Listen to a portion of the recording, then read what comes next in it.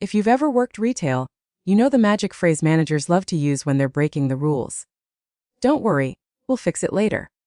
At 20, I believed that. By 22, I knew better.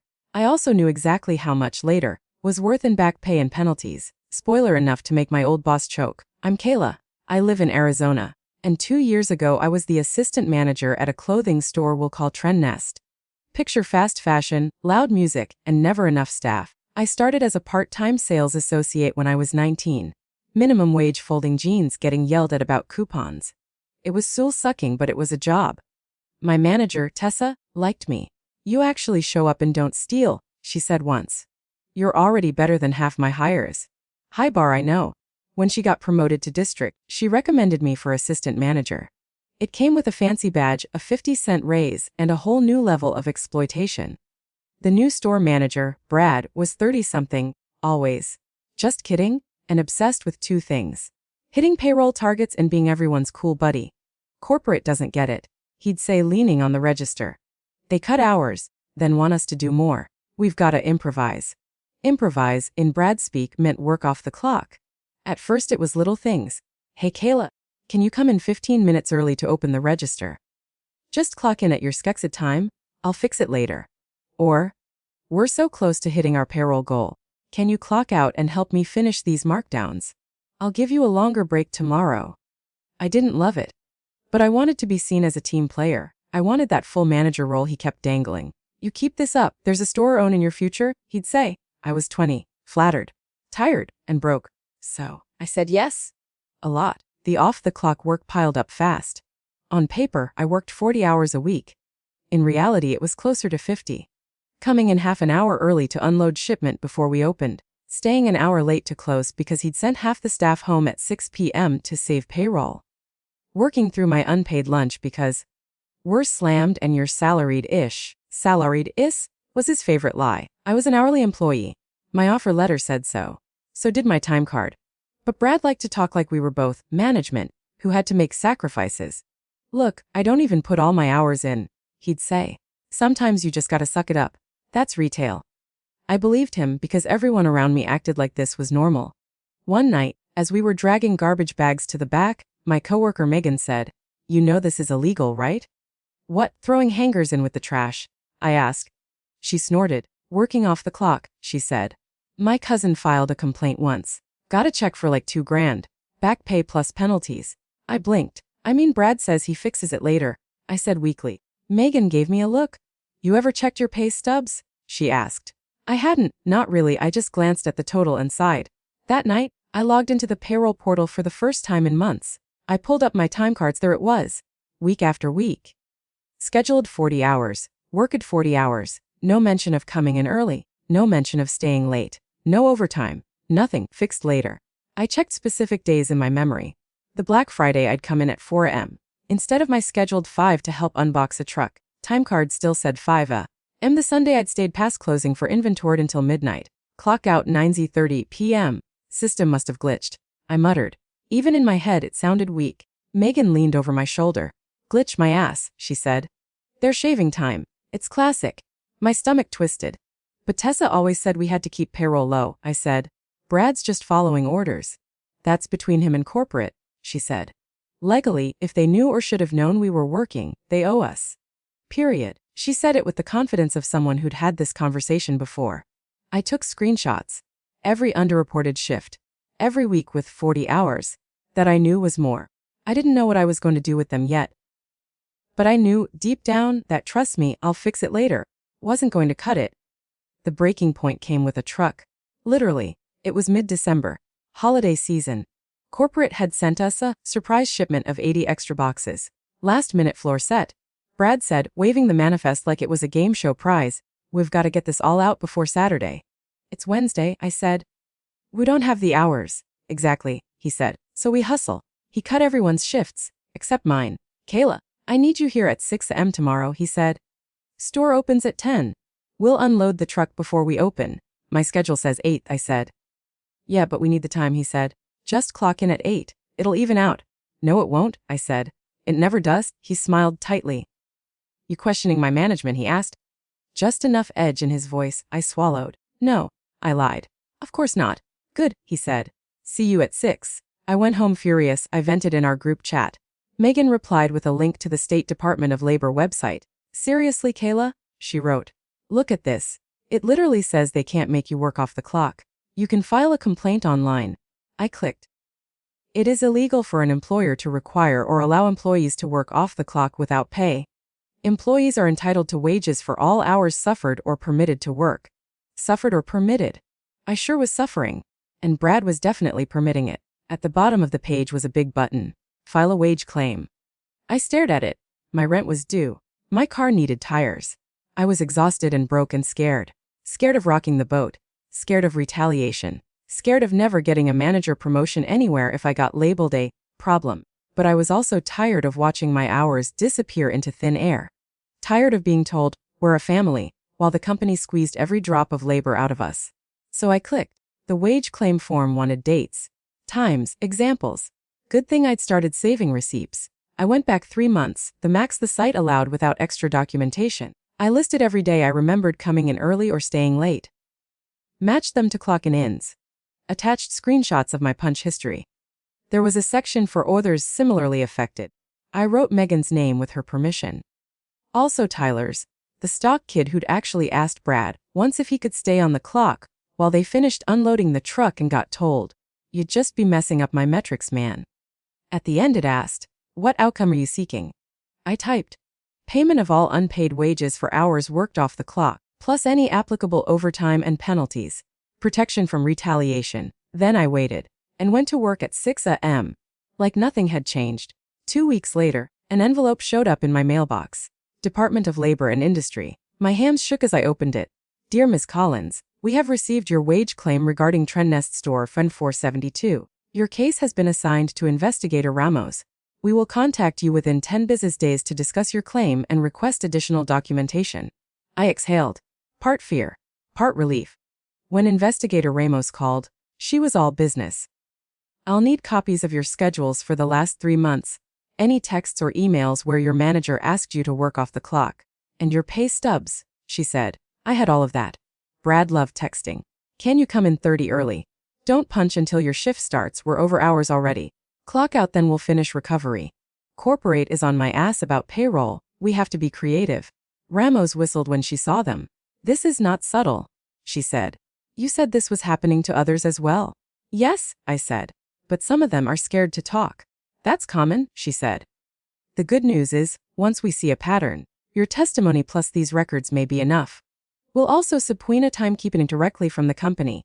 Will my boss know it was me? I asked. He'll know someone filed, she said. Your name is on the claim. But he is prohibited from retaliating against you for participating in this process. Prohibited and won't try are different things. I muttered. She chuckled, not unkindly. True, she said. If he does try, that's another violation. I'd become very good at that. A month later, Brad called a family meeting. We gathered in the back room. He paced in front of the filing cabinets, face red. So, he said, looks like someone decided to complain to the state about our scheduling practices, he said. Someone, like it was a dirty word. Megan shot me a look. Tyler stared at the floor. My heart pounded, but I kept my face neutral. Corporate had to send our time records to the labor board. Brad went on. Now we've got investigators crawling up our ass over a couple of 10-minute shifts. Whoever did this just made everyone's life harder. Is it true, though, about off the clock being illegal? Brad's jaw clenched. Technicalities, he said. You all wanted more hours. I gave them to you. Now we have to cut staffing to cover whatever fines they slap us with. That's not how that works. Tyler muttered. Brad shot him a glare. Look, he said, smoothing his tone. We're a team. Teams work things out internally. They don't run to mommy government over hurt feelings. I bit my tongue so hard I tasted blood. Ramos had told me not to engage. Let him talk, she'd said. He'll dig his own hole, he did. Over the next few weeks he started being extra nice. Kayla, why don't you go ahead and clock in now? He'd say. No rush. He wrote me up once for attitude. Then backtracked when I asked for a copy of the report, for my records. Corporate HR sent an email about ensuring all associates are paid for all hours worked. We had to watch a training video. Brad sat in the back rolling his eyes. After the video, he said, see, problem solved. No need for outside interference. 2 days later, he left early texting me, "Don't forget to finish shipment after close. Can't approve any OT though." I replied, "Per the training and state law, I'll only be working while on the clock." He didn't text back. The next day, he pulled me aside. "Look," he said, "I know you're under a lot of stress with school and everything. Maybe this job isn't the right fit anymore." I stared. "Are you firing me?" I asked. "Not if we can agree on a mutual parting," he said. "You could resign. I'd give you a good reference." There it was, retaliation. I smiled. "No thanks," I said. "I like my job, and Investigator Ramos would be very interested to hear about this conversation." His face whitened. "You talked to them?" he blurted. "Of course I did," I said. "It's my claim." He opened and closed his mouth. "Wow," he said. "I misjudged you. I thought you were loyal." "I am loyal," I said. "To the law. And to my rent." He stormed off. 2 days later, Ramos called again. "Mr. Jennings attempted to pressure you to resign?" she asked, taking notes. "Yes," I said. "I can send you the text where he dangled a reference right after the training email." "That helps," she said. "We're almost done with our investigation. The company's corporate office is cooperating more than your manager. For what that's worth." "Does that mean?" I trailed off. "It means we've calculated approximately 120 unpaid hours for you in the last 3 months, plus overtime differentials," she said. "There will be a settlement conference soon." My jaw dropped. 120. I repeated. I knew it was bad, but your manager was consistent, she said dryly. The law uses his own records against him. The settlement conference was over Zoom. On one side me, in my best thrift store blazer and Ramos. On the other, a corporate HR rep, a legal-looking guy in a suit, and Brad, looking like he'd rather be anywhere else. "Let the record reflect that this is a WAME settlement conference regarding unpaid off. The clock work at Trend Nest Store 472. Ramos began. The company lawyer tried to spin it. "These were minor scheduling misunderstandings," he said. "Mr. Jennings believed associates were voluntarily helping as a courtesy." "Voluntary work off the clock is still illegal," Ramos said. "And the text messages specifically instructing Miss Collins to clock out and continue working undermine that claim." She shared her screen. Up popped one of Brad's masterpieces. "We're over hours. Can you clock out then help me finish floor set? I'll grab you a coffee tomorrow." The lawyer winced. "Regardless," he said, "the company is prepared to make Miss Collins whole and ensure compliance going forward. They offered me back pay for 120 unpaid hours at my regular rate, an overtime adjustment for 18 hours that should have been time and a half, a penalty of 2 times the unpaid wages as required by state law." The total number made my head spin. It was a little over 5,000, more than 3 months of my usual pay. I tried to play it cool. "That seems appropriate," I said. Brad looked like someone had told him his KD ratio would be permanently reset to 0. Ramos mentioned, almost casually, that the company would also be required to post a notice in the break room about wage rights and provide additional manager training. "And Mr. Jennings," she added, "has disciplinary action been taken to ensure future compliance?" The HR rep jumped in. "Yes," she said quickly. "He has been removed from his store manager position and reassigned pending further review." Brad's head snapped toward her. "What?" he blurted. "We discussed this, Brad," she said firmly, eyes not leaving the camera. "Your practices exposed the company to significant liability."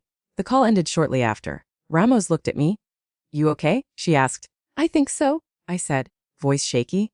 "You did the right thing," she said. "A lot of people never come forward. This will help everyone who works there, not just you." "Even Brad?" I asked sarcastically. She smiled faintly. "Especially Brad," she said. "Hell learned the law the hard way." 2 weeks later, a check arrived by certified mail. Pay to the order of Kayla Collins, 5/1/37/62. My hands shook opening it. I took a picture and sent it to Megan with the caption, "Remember when you said your cousin got 2K? Hold my coffee." I paid off my lingering credit card balance, stashed most in savings, bought new tires, and splurged a little on noise at canceling headphones for school. At work, things were different. Corporate sent a temporary manager, a woman named Janice who actually read the labor laws. "We will not be working off the clock," she announced on day 1. "If you're here, you're on the clock. Period. If anyone asks you to do otherwise, call HR directly." Morale went up. Turnover went down.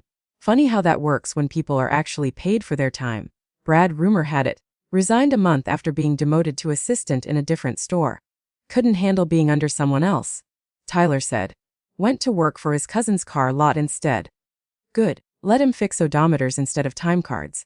I eventually left Trenness too, not in a blaze of glory, just when I was ready. When I had enough in savings and enough on my resume to land a job in a hospital billing department that pays me for every minute I'm there. Weird how I ended up enforcing rules from the other side now. When new coworkers grumble about clocking out exactly on time, I tell them what I learned. You're allowed to say no, your time is money. Don't give it away for free. Do I feel bad that my con got Brad demoted?